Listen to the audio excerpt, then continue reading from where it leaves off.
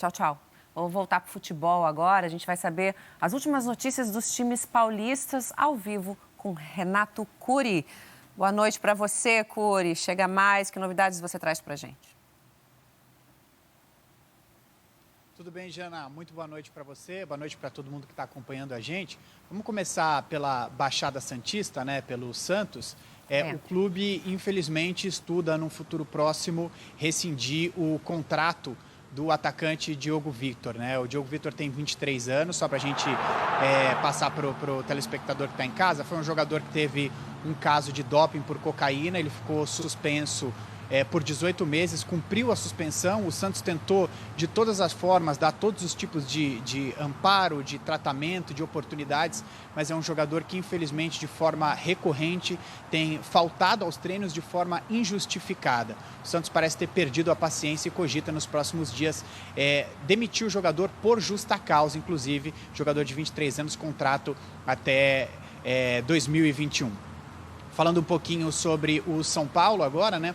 O clube tem se dividido, né, com presença de jogadores. Alguns jogadores continuam treinando no centro de treinamento da Barra Funda. Existe um protocolo. Os jogadores que treinam por lá, o Pato, por exemplo, tem treinado por lá.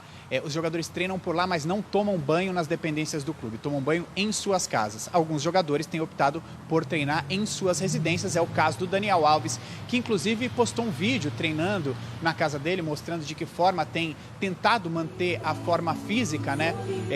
Dentro de casa, praticando exercícios, dizendo que tristeza de jeito nenhum, que o momento é complicado, mas que ele vai tentar manter a cabeça erguida, treinando dentro de casa e passando uma mensagem bacana para o torcedor são paulino e para o público que acompanha o esporte, né? E agora, enfim, uma boa notícia no esporte. Eu conversei agora há pouco novamente com o pessoal do Corinthians para saber como é que está a situação do Luan, né? Só falando rapidinho mais uma vez com relação ao Pedrinho, que esteve em Portugal. O Pedrinho testou negativo para o Covid, está tudo bem, graças a Deus, com o Pedrinho recuperado, e a situação do Luan é cada dia melhor também. Ele chegou a ficar isolado por um momento, por alguns sintomas, mas os sintomas não evoluíram, quer dizer, ele melhorou muito bem, nesse momento já não tem mais nenhum tipo de sintoma, e o departamento médico do Corinthians então entende que foi só e somente um quadro gripal com o Luan, nesse momento descartado o Covid-19 no jogador do Corinthians. Jana, ótima notícia.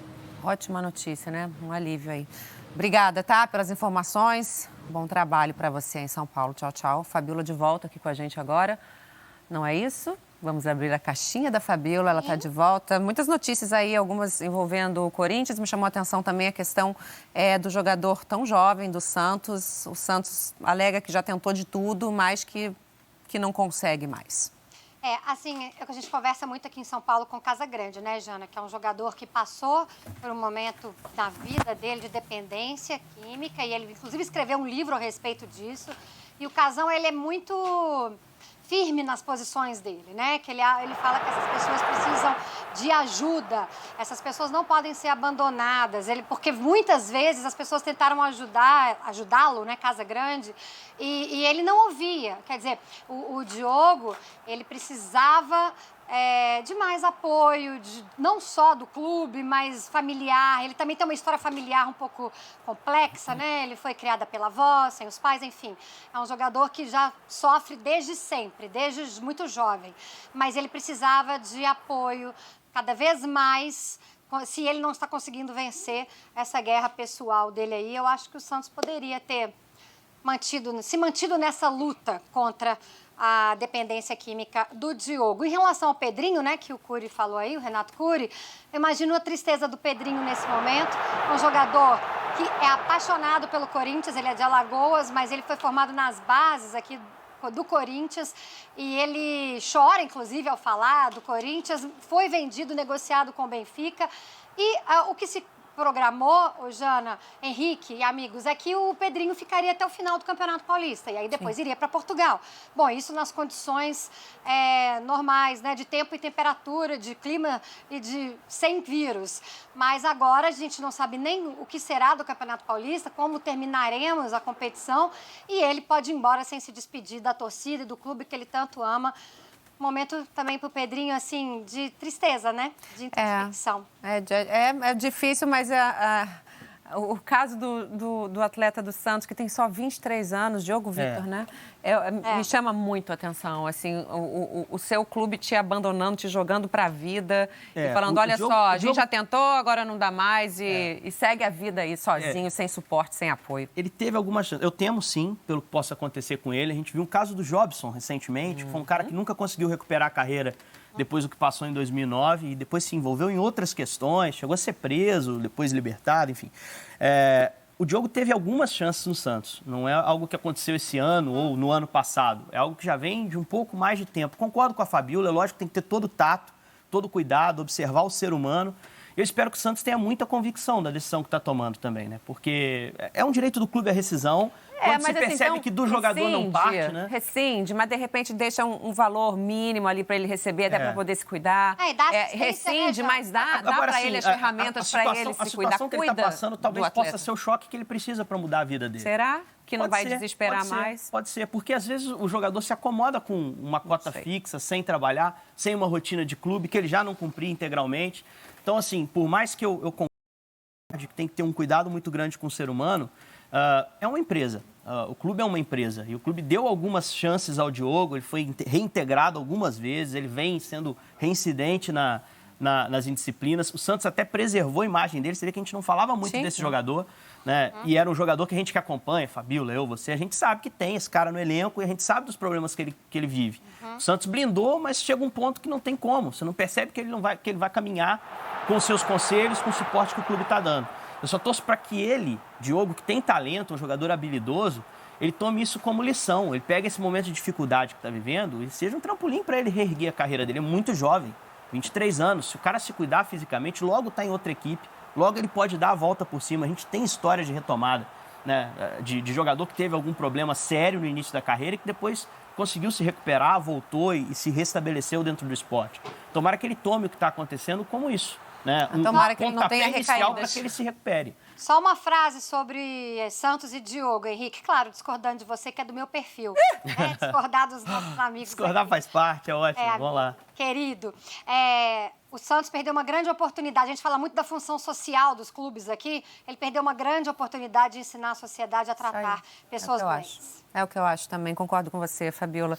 Vamos em frente falar de Corinthians.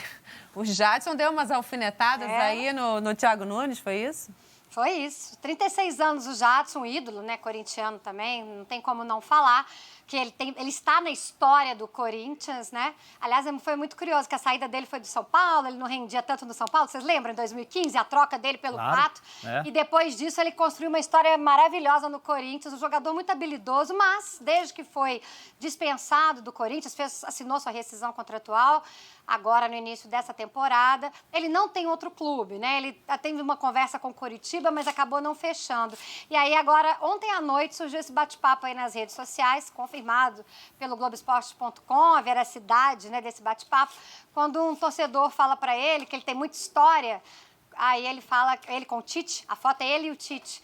Aí ele fala que só o Thiago Nunes aqui não viu isso. Existe uma mágoa aí, sim, tanto dele quanto do Ralf, né? Dois jogadores que saíram do clube de uma forma inesperada. Né, Henrique? O que você acha dessa palavra? Eu acho que o Thiago Nunes, quando assumiu para mudar o jeito de jogar do Corinthians. E isso poderia levá-lo a tomar algumas decisões duras. Né? Se tá certo ou tá errado, isso o tempo vai dizer. O Thiago também não conseguiu encaixar o time.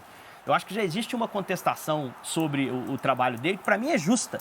Tem um mês que o Corinthians está jogando mal. Né? Não é questão de, o time é irregular. Não, o time é regular, tem jogado mal e piora a cada jogo. Então é uma situação preocupante, sim. A gente tem ouvido cada vez mais, e eu também sou partidário disso, da questão de dar tempo para o cara desenvolver uma filosofia. Eu concordo com isso desde que o time apresente evolução, desde que o time melhore em um setor, que determinado jogador cresça de produção. E a gente está tendo dificuldade para ver isso no Corinthians. E quando ele chegou para implantar esse novo estilo, isso levaria, naturalmente, como eu disse, a decisões duras. E a decisão que ele decidiu, a decisão que ele tomou, foi em tirar o Jadson, em tirar o Ralf do elenco, porque sentia que as características dele já não poderiam dar ao Corinthians o que o Thiago deseja. E acho que isso faz parte da vida também. O Jadson esteve perto de fechar com o Coritiba.